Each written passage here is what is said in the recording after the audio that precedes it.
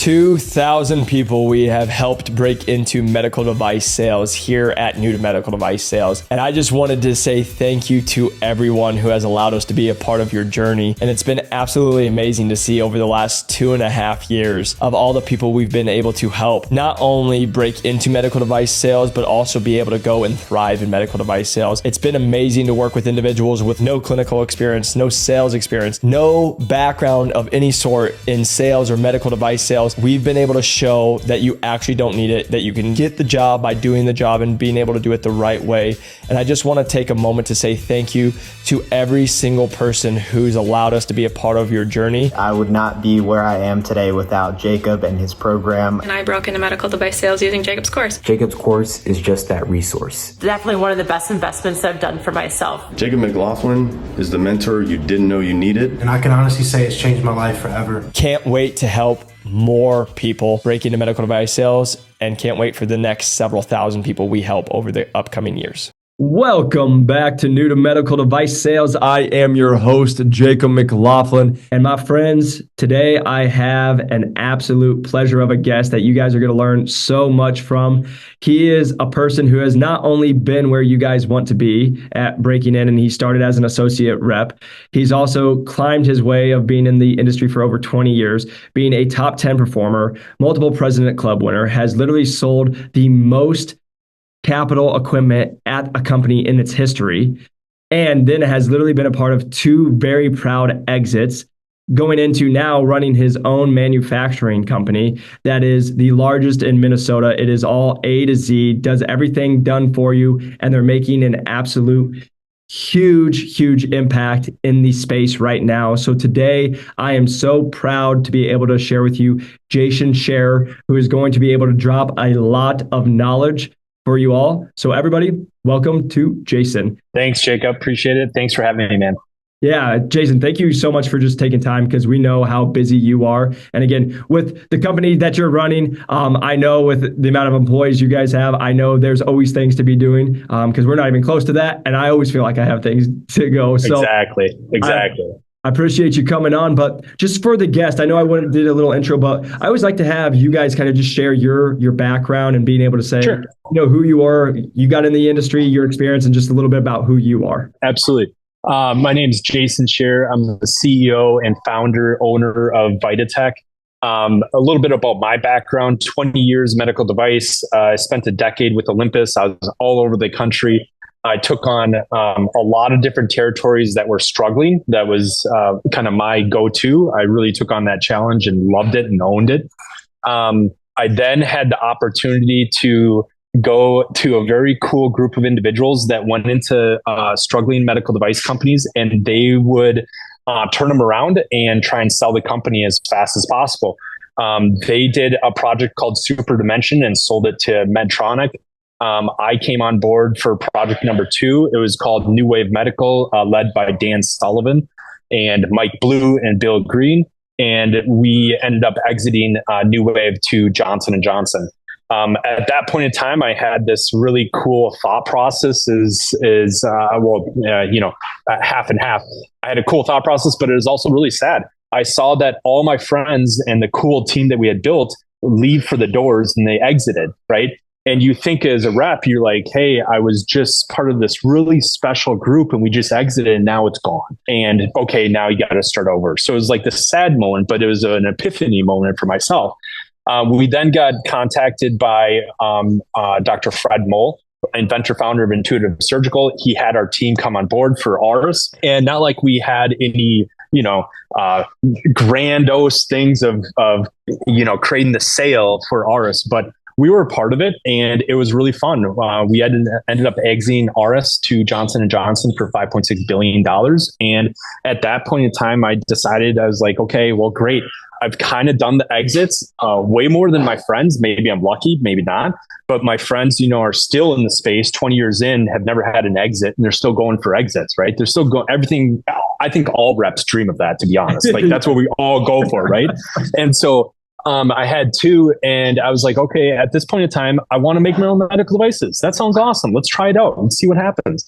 And so I went around to Minnesota and R&D shops here. I got a bunch of proposals, a bunch of quotes, and I realized really quickly that I was paying $40,000-$50,000 a month to these R&D shops. My wife thinks I'm crazy. And my friends think I'm crazy. And you spend money, and then literally 8 to 10 weeks later, you get one prototype that looks like it was cobbled together the night before, like a high school project. And so I realized that the R&D were R&D into R&D to R&D for 2, 3, 4, 5 years, and they weren't R&D in to do it in 2 or 3 months. Not saying that it could be done in 2 or 3 months, but saying that, hey, they're trying to do it for as long as possible to burn as much money as possible. And so I just got frustrated with that process. So started Vita Group about 4 years ago with 3 of us individuals. Fast forward a little bit, we have 71 medical device companies that have gone through our process so far and absolutely love us. We rapid prototype every single week. We provide COGS analysis. We provide the whole development cycle of how much it's going to cost. We do IP analysis, aggressive and defensive. We do regulatory analysis. What is going to be the regulatory pathway? Who's going to do the regulatory testing? How much is it going to cost? We also provide the business plan, which includes, Clairvoyance and the QDMD type of software, so that the client can get a whole aggregate compiled picture of how much it's going to cost from A to Z to bring a product to market. We've bought 8 medical device companies to date. We have 2 medical devices that are FDA cleared being sold on the marketplace right now. I then realized I was spending like $30,000, $40,000 a month on FDA regulatory consultants. And I realized that they were actually trying to provide regulatory proposals that didn't align with what I was hoping for. They were offering 2, 3, 4 years of clinical trials for a class 1 510K exempted device, when in actuality, it shouldn't be that. So they were offering these services to behoove themselves to get as much bang for their buck as they possibly could. So I got frustrated with that, hired in 4 people. We actually have our 5th regulatory person starting today. Love it. And then I had spent a couple $1 million with a contract manufacturer. I thought that if you give someone a couple $1 million, that they would actually call you back, get back to you right away. And I got really frustrated with that because they would come up with problems on manufacturing within the clean room, and they can't get over it. Their engineers would come and explain it to me, and I'd be like, well, this is how you have to do it. This is what you do. And they're like, no, that's not, you can't get into the clean room. You can't fix it. We have to do it ourselves. You have to explain it to us. And then I'd be like, hey guys, have you ever been in the OR before? And they're like, what does OR mean? You're like, operating room, dude, come on. So you get super frustrated with these guys. And so we ended up purchasing a contract manufacturer for millions of dollars. We make about 120 medical devices for about 70 medical device companies. We also own our own tool and die mold shop. So instead of going to India or China and waiting 9 months to get your die mold to come back, we can do it in about a month. We can also do repairs and revisions in about a couple of days instead of waiting 6 to 8 weeks at a queue at a time. And then we got so frustrated with sterilization that we spent a couple $1 million and brought in our own ETO sterilization in-house. We also have our own 4-person marketing team, because guess what? You do it A to Z and you get your medical device all the way to FDA approval and you get it ready and to enter the market. And you're like, okay, what's next? What do you do next? Yeah. So then we do the quality management system. We do the warehousing. We do the distribution. We do the website. We do merchant services. We do FDA complaint handling, compliance. And so we run the whole process for these startup medical device companies. So instead of them, getting in an office, getting a couple personnel, getting a regulatory, doing all this type of stuff, they can pay us and we will do it for them. And they can also have an office on site. And if they have an office on site, they can talk to all of our employees in the same day instead of getting on Zooms or whatever and waiting for weeks at a time. So now we've built this super special monster of ours. And the monster is literally A to Z, medical device development, manufacturing, everything in-house. I love it, man. That's it. First off, you have an amazing story in what you guys are doing at VitaTech, but even just your story, I told you guys you were going to learn a lot. I just learned from that conversation right there.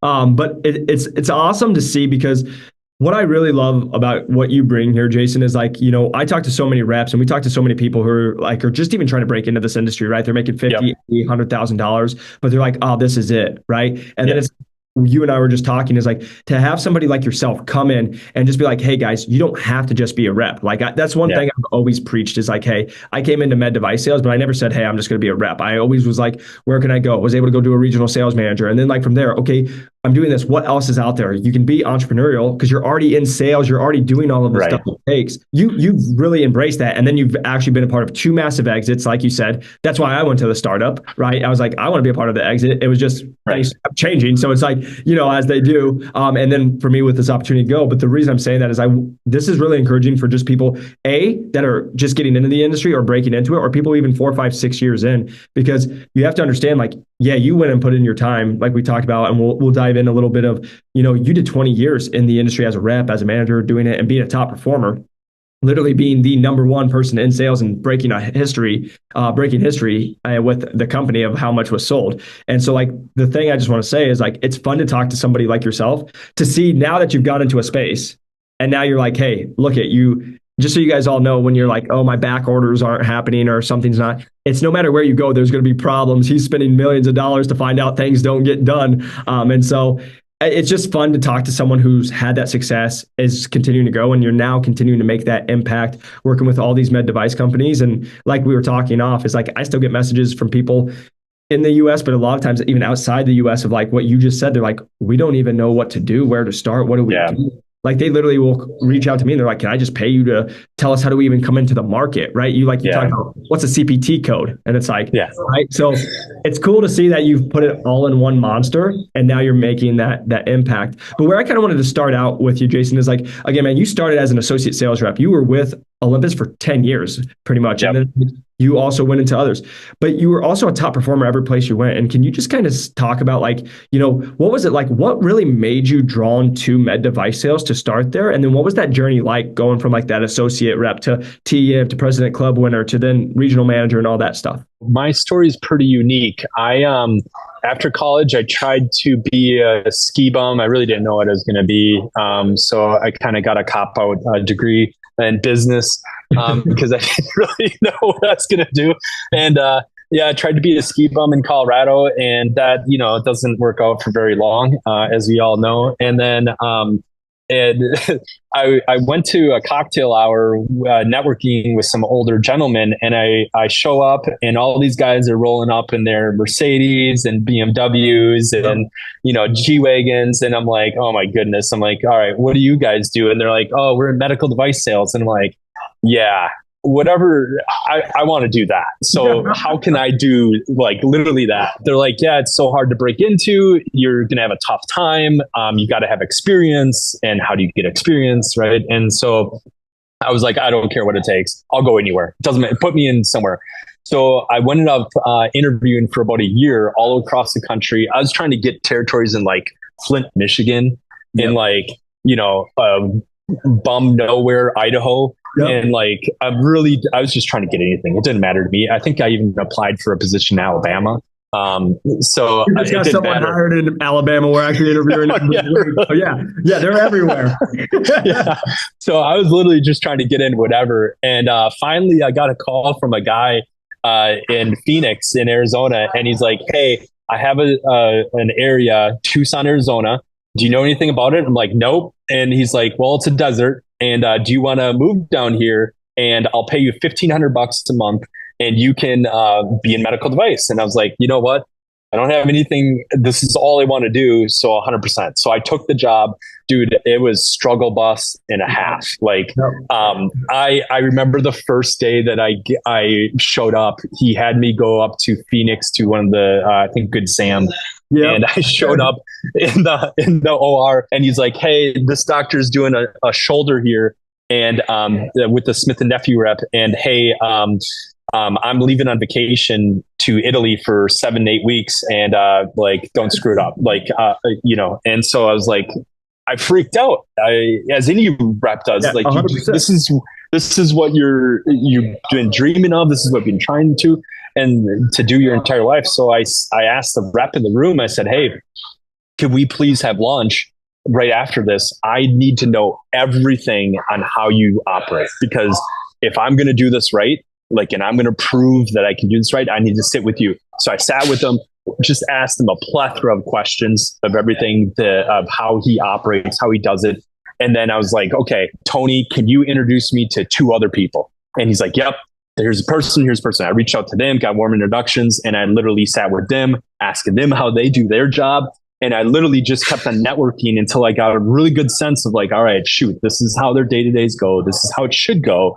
I could really tell really quickly. If you interviewed 10, 20 some reps, you realize really quickly, right? Who is the good reps and who are the bad reps? Like, really fast, tell, right? Really fast. And so I was like, okay, I don't want to do what those guys do, but I definitely want to do what these guys do. Yep. And so did very, very well in Arizona, went up to Colorado, did well in Colorado for 6 years. And then the CEO, Luke Calcraft, was asking people if there's anyone that wanted to take on a position in Northern New England, and they would have as many divisions of Olympus as they possibly could. So they would have them all under their belt. And so I was like, well, shoot, that sounds like a good time. So I took it. I absolutely had a blast, got to build my own team, got to have multiple divisions. What I realized really quickly is that to be a good medical device rep is as simple as like fast communication. You got to be able to think on your feet, right? Because you got to objection handle like right then and there. There's no like, hey, you can. I'm not saying that you can't. You can say to a doctor, yes, I don't know the answer to that. I'll get back to you. But if you do that enough times, you're just incompetent. They're going to be like, just get out of here. Get out of here. Yeah, you're not helpful at all. So get out. I think medical device reps in general, there's like, let's just talk about continuum of 1 to 10, right? 1 is like just bad reps that you should be fired, whatever. And there's a lot of those out there. And then you get the 5 that just stay in the middle tiers of all medical device rankings, and you know who they are. And that's their goal, is just to stay there. They want to do not too much, not too little. They just don't want to get fired, but they don't want to put too much work in. They just want to fly under the radar, is what we say. Yep. Yeah, exactly. And then you have the opposite end, where you have these individuals that just, no matter what, just want to succeed, hit P Club, and that is the mission, right? Yep. And I think the differences that set all those different variations apart is adding in those extra tools into your tool bag that make you stand apart just that much more. It's not like this much more. It's literally that much more every single time, right? So like the difference between me and someone else is at 5 p.m., I'll go and make the extra 2 or 3 calls, because guess what? Everyone else is at dinner already. Yeah. So if I do that every single day, it's the little increments, it's baby steps. So, how do you eat an elephant? It's 1 bite at a time, right? And so it's stuff like that. I was a big proponent of using like software tools like Clairvoyance and AcuityMD, because that I could always find my clients way ahead of time. And people are like, oh, how do you know who's who and where? Well, I already know who they are. I know how much volume they do. I know what they're using, networking with other reps. So there's a plethora of other tools. I mean, you guys probably know a ton and could throw out a ton too, but yeah, just having those little incrementals, networking with a ton of people, getting to know their secrets of how they perform, and just always add it into your tool bag. Yeah, and that's huge, man. That's what we always just talk about, is that, because again, like you said, it is not hard to get on a call. Literally, I just had one of our people inside of our program get on a call, someone from Stryker up in the Northeast, and she's like, oh yeah, I literally work 1 hour a day, maybe 2. I'm going to actually go be a regional manager. It's going to be like, you know what I mean? Like, it's those people, and they're like, everyone chases, but like, it's very easy to find, like, okay, you're good, you're a go-getter, and why? And like what you just said is like, guys, hopefully you can just watch this podcast. It's like, because they've watched me be able to come and have success, but it's like, when I look at you, it's like, man, you've crushed it, and you'll continue to crush it. 20 years. And you just haven't ever stopped. And like, one thing I want everyone to hear right away, you took an opportunity that wasn't more than ideal. You got thrown into the fire, and it was like, no one's here to help you. And instead of what everybody else does is they're like, blame, or I didn't get this, or whatever it is, you're just like, I'm going to figure it out. I'm going to be resourceful. And the last thing we always just say is, you just do the work. And like you said, that 1% every single day, we just talk about this to our team. Yeah. Compounding. You know how I took the lowest performing to top 10 in the first year? Yep. It wasn't I did anything special. I just literally said, what am I going to do today that will help my territory next week, next month, next year? And then you just do something that way. And so you've just continued to do that. And that's how you just kept climbing the ranks. And one other thing I want everybody to hear, you took the opportunity. Like you were like, oh, let's go to Arizona, Colorado, New England. Like, I just say that because there's so many people who listen to here. They're like, well, I live in Tampa. My family's from Tampa. I want to break in this industry, but I have to stay in Tampa, and I have to make, and it's like, when you guys start putting all this stuff on it, it's like, well, welcome to, you're never going to have it, because you're waiting for the perfect opportunity. And it's doesn't exist.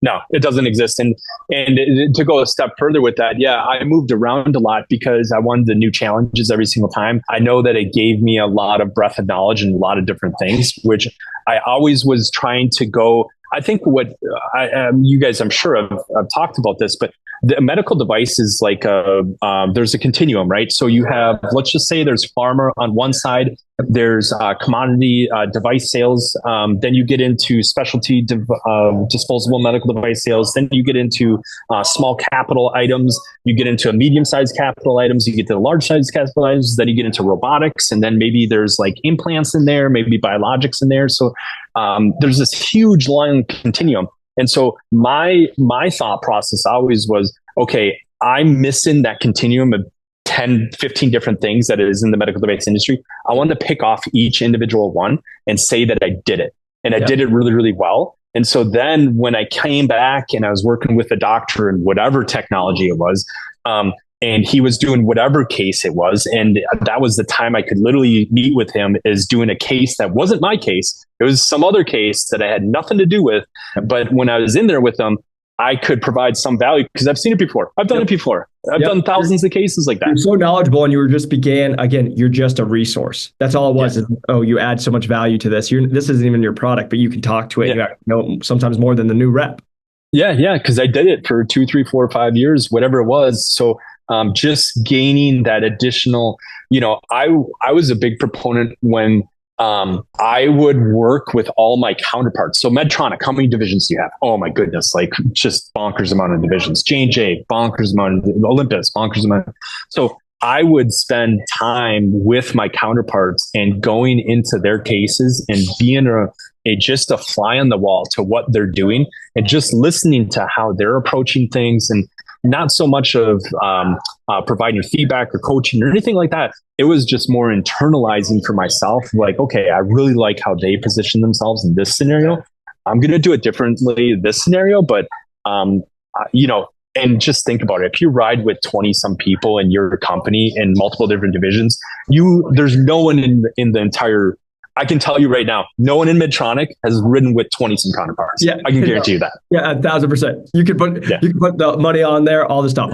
Yeah, and that's something like I just want you guys to hear, is that continue to getting better, reaching out, always finding a way. But it's like the one thing I do want to say, because I've always thought about this, and that's why I always like say yes. I try new things. It's like I always believe it's going to lead me to something better, or not better, but it's going to give me more information that's only going to help. Because by you doing all of that, that only made you even more valuable and even more prepared to go into, hey, how do we go and be a part of a company that helps build companies to then sell them, right? And then from there to go into doing that helps you build to where you're at today, actually running this, because for the last 20 years, you've just kept coming in, doing what you said you wanted to do, progressing. But then that's the biggest thing. You've never just been like, all right, I'm good. That's it. Like you just were like, what's the next challenge? And then what I always tell everybody, it just piggybacks on itself, and it just keeps 100% together. And you bring up a good point a little bit earlier, is like, to your podcast group, think of it this way, guys.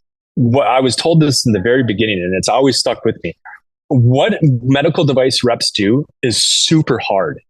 It's meant to be hard. If it was easy, everyone would do it. Yeah. So it has to be the hardest thing in the world. And you want it to be the hardest thing in the world, because if you're a top performer, you will shine. I promise you will shine. But it must be hard. It has to be. And so that's such a good point. We say it all the time, but again, hopefully you guys can hear it from a CEO, someone who lived it, did all of it, and now has his own company, has his own reps, all the stuff. Like, hopefully that hits. Now, Jason, where I want to go with that now is like, okay, so you did the associate TM, the regional manager did it. And then you're like, hey, maybe I'm going to go into actually another step of helping these companies grow to be able to exit. Can you just kind of share your experience? Like, I'm even interested as someone who never got to exit. What was that experience like? Because I also want to give that continuous thought process for the rep right now who's 3 years in, they're driving and they're like, is this it? Is this what this life looks like? Like, what was that for you? Yeah. So I can tell you from both exits, it was not as exciting as what we all think it is. Yeah. So, I remember both times. I got a 120-page document that you had to sign, and that 120-page document had a bunch of legal language in there, and I wanted to have my lawyer look at it, and I was advised to just sign it and be done with it. Not like I had a choice anyways. I didn't know. But yeah, you sign it, and then what happens typically, at least the couple that I had, is you get paid out for 50, basically the company gets 50% of their money that's spot out. And then you get 50% earnout. So typically they call that golden handcuffs. And so typically you get that golden handcuffs for 2 or 3 years. So basically it's a transition period where you have to stay on board for a 2 or 3 year period. Now and you get an earnout for that, right? Every single year, whatever, you get that earnout, or every single quarter you get that earnout. What ends up happening though is that the earnouts are so unattainable that you end up halfway through the earnout phase, you give up and you go and move on to a different company because it just doesn't make sense anymore. From a monetary perspective, is it that crazy? No, it's not. In the big scheme of things, I think that having a very, very small startup is probably where the most bang for your buck you could go for. And the reason why I say that is the companies that I joined, one was already well established. They just needed a lot of help. Yep. And the other one was brand new, but the shining, girl on the block, and was the one that, was going to get bought anyways. And so the thing I think of is like, if I were to do it all over again, I wish I wouldn't have stayed at Olympus as long as I did, because the fact is, I think there's bigger opportunities out there for go-getters to join a startup that's 20-person size to 50-person size. And you can make a significant impact very quickly and prove your worth and make way more money doing that. That's such a good, so just, when I joined, that's where I was at, that 20 to 50 range. And that was the whole thing, right? Because if you go, we do this, that's the percentage you're getting, being able to bot out. So I really appreciate that, because what I just love from that is most people that are listening to this have never even thought that way, right? And it's just being able to think. And then there are reps who are like, you know how it is, the Medtronics or J&J's or a rep at a distributor right now is like, I'm 3-4 years in. What else is there, right? And like, hey, have you thought about the startup? Have you thought about the challenge of all that good stuff that can come with it? But also, with that said, I think you bring up an amazing point of nobody talks about like, hey, you exit, because that's all everyone sells. You get exit, you're going to get a bunch of money, but then it's like, oh no, you still have to do work, and there's a bunch more that comes with it. So I appreciate that. And now, really, where I wanted to just spend time now is like, okay, so you went into med device sales, you've absolutely crushed it. Then you actually helped med device companies go change, get bought out, and then sold that. Now it's like, okay, now you run Vita, and you guys have your guys' group, and you not only do all in one, you've also got med device companies. You actually have reps that you guys have underneath you. You actually have people come in and work with you and all that stuff. And really what I just wanted to learn more about that is like, again, learning more about who you guys are, who you kind of look to work with in that aspect, and what you guys really do that's so different. Because I know we talked about that A to Z, but really that hands-on, what, if a company's watching this, what are they going to see when they see you guys? Yeah. So I'll start with our company. We call ourselves the Avengers. So we are a bunch of superheroes in each category.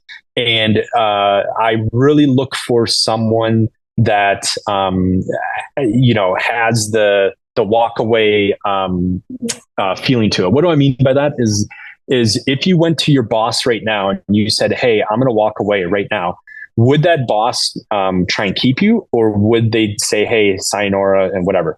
That can be a really quick realization and a hard learning point if your boss is like, hey, all right, thanks. We'll get someone else, right? And whether that, there could be so many you could unpack so much stuff in there, but let's just keep it at that for a second. So with everyone that we have here, we have about 75 employees here. We have 3 locations. What we do a little bit differently here is everyone has equity and stock options within Vita. The thing about that then too is we give off, we close down the office for 4 weeks out of the year. And what that does is, as a rep, this too, if you were to take off time as a rep, what ends up happening when you take off time, dude, you're still on the call, you're still texting away. There's no you're time still off, trying to, there's no time off. You're still trying to make it rain. Right. And so with us over here, we close down the office 4 times a year, the whole 4th of July week, the whole week of Thanksgiving, and the whole 2 weeks for Christmas. And we try and do that so that internally, at least you don't have that internal distraction from the company side. You're still going to have external. Always, it doesn't go away. Yep. But at least from the internal, it'll be muted quite a bit. The other thing is we brought this up earlier, is that when we exited each one of those companies, and everyone was running for the doors every single time, I just thought to myself, like, why can't we all like have a company that literally the core team stays together every single time and the products come and go from the company? And what if that company could exit 1 or 2 devices a year? How sweet would that be? It's like the best thing in the world. That's what all of us reps think of, right? Yeah. And so imagine, people go 20 years trying to exit one company. What if you would just think about it? I mean, how legendary would that be? What if you have a core team that you exit one company every single year for 20 years? That's ridiculous. Like, it doesn't exist. I mean, it would just be bonkers. So that's where we really are building it here. You can kind of see it in my corner if you guys are on the podcast, on the YouTube. You can see my products in the corner there. We have 8 of them. But for our W-2 reps, we're really looking for individuals that are going to sell our core business, which is our A to Z medical device development, manufacturing, everything in-house, and then spend 50% of the time selling our own medical devices. So we have this really awesome dichotomy where literally in the morning, you can be doing the case with a couple of doctors. And by noon, you're having a couple conversations with CEOs of Medtronic or Johnson & Johnson or Stryker or whoever. So it's just this weird, it's awesome, but it's just like this, it's a dichotomy, right? It's awesome. That's amazing because again, like you said, what a whirlwind of what people want, right? Like that's what I always absolutely love. We said the exact same thing is like, I can be talking to a resident and then I'm talking to the CFO of a major institution because we're trying to the deal, right? So 100%. And that's what is absolutely massive and what I see you guys doing there and why I see like, again, reps wanting to come be with you guys. Also just med device companies, like you said, is what most people don't even think about is like you said, the R&Ds, like it's kind of like the lawyers. The lawyers are getting money when you're using the lawyers, right? So it makes sense to have the lawyers be like, well, I think there's this problem and I think we need to stretch it out and now you can pay us $30,000 more, right? And I think it's the same thing with the R&D and like what you guys do is like, you actually make it where it's like, hey, we have everything all in-house instead of Zooms, all different time zones. It's like, come here, let's just work all together and let's, instead of trying to get you in 6 years, try to do it in 6 months, get you guys what you need because we're incentivized to do that for you. 100%. We're aligned with the customer. So we want to make sure that, or the client, we want to make sure that you get through R&D as quick as possible, regulatory as quick as possible, die molded tooling, manufacturing, get through the sterilization, and then into a market, you get all your market, because again, I know we all know this as medical device reps. We don't see it from the business ops side, but from the business ops side, there's a lot that goes into setting up a medical device company. We do that already, and we will provide that to these startup medical device companies. And then we also provide the W-2, medical device sales team along with that. So it's this nice, unique opportunity where someone can be in the office. We have 13 medical device companies on site.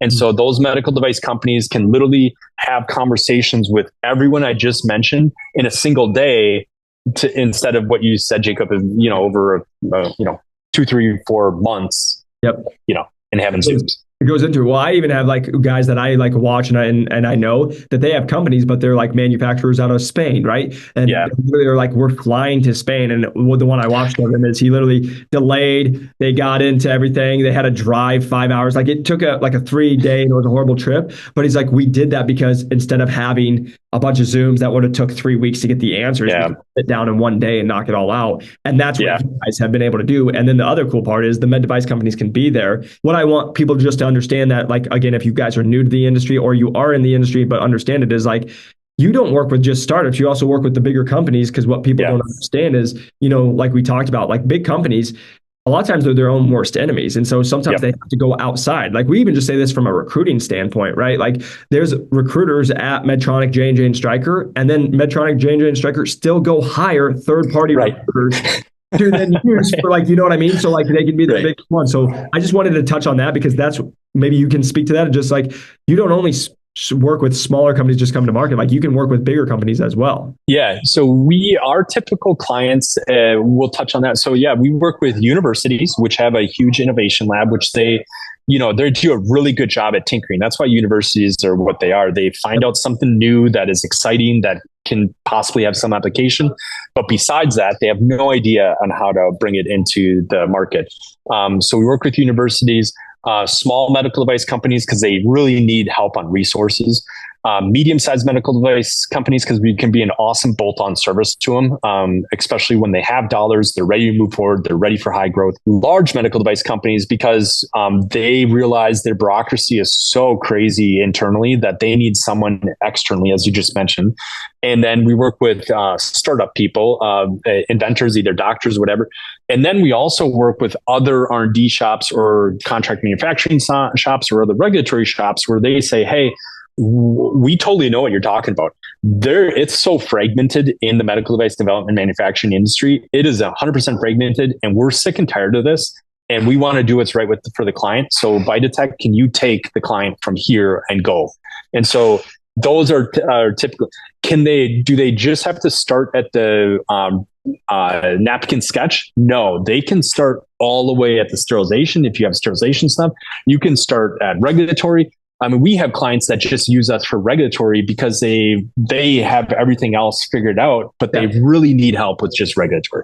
And that's what's just huge, I think, about what you've created here. That's why I just love, like, I hope you guys can hear it, is like somebody who was a rep to be able to see and doing all the different jobs and understanding all the different processes to then going and really getting a good fit to now being able to be like, hey, I'm going to be your one-stop shop. We can also have it plug and play so we can actually work with almost anybody. And now what you've created. So I just want to say, Jason, first off, like that is absolutely amazing, and see what you've done. Thanks. And it's cool to see, again, guys, like this is what I just always say to, like, when you look at Jason's LinkedIn, which we'll have him share. But like the reason I'm just saying this is top performers just keep top performing. Like that's all I ever tell people is like, he's only kept growing, and now like look at the business and it's going. So I just want to say, you know, like we always, Joe Puck used to say on this is success leaves clues, my friends. So I would just definitely continue to take notes and just say, first off, Jason, congratulations on all of your success, man, and like where you're going, and just knowing that Vitatech is just getting started. And what I just want to put out there is, where can people find you guys and your company? Where, any socials? Yeah, absolutely. So Vitatech.io, Vitatech.io. I'm huge on LinkedIn, so come and find me on LinkedIn. We do have a YouTube channel, Vitatech Medical. You can always email me. I put my calendar up on LinkedIn because I fully believe in networking and embracing networking, even as a CEO. So if you guys ever want to chat or have a meaningful chat of something, my calendar's up on my LinkedIn. Feel free to book a time, and always have it in chat.